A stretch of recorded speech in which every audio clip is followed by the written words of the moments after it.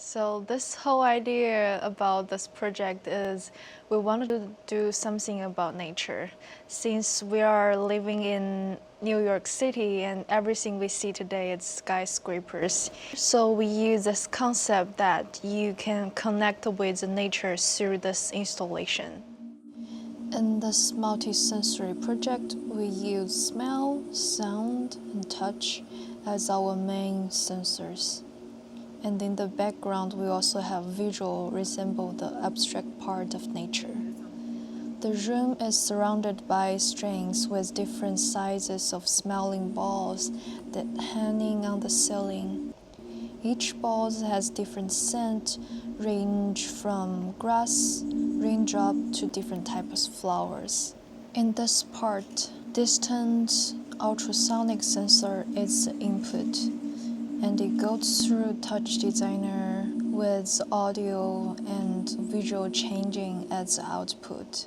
The interaction starts with the audience walking into this room. The smells lead audience to go to the center of the room with a podium and ultrasonic sensor attached on it. Before it detects a person, the visual will be pale green like a waterfall and the sound is weak.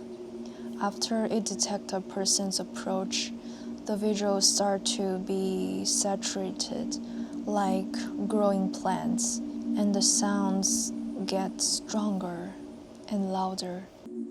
At the top of the podium, there is a brightening fabricated leaf which covers a pressing sensor to indicate that it can be touched.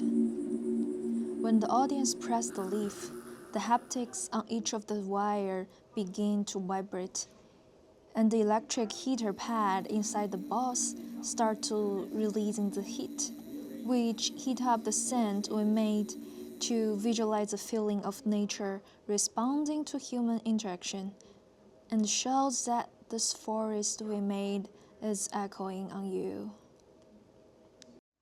Hi, I'm Xinrui. I worked with E on the tactile circuit and with Ashrita on the 3D printing.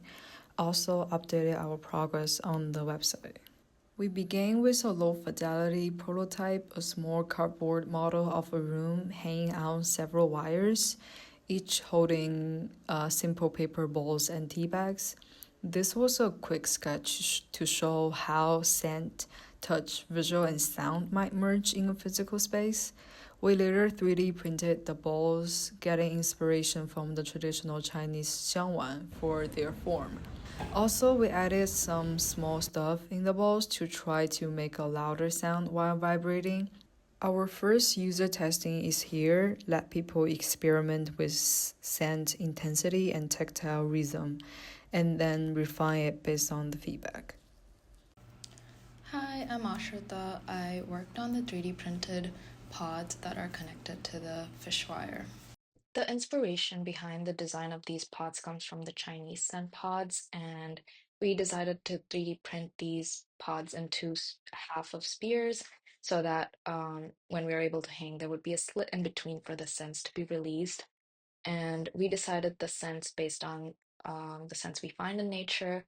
For example, we used cut grass, rain, and various flowers, sandalwood, flowers like jasmine, and we will also arrange these based on some certain levels since they're being hung up from the ceiling, the lowest level being grass, the mid-range level being flowers, and the higher level being rain. Hi, I'm E.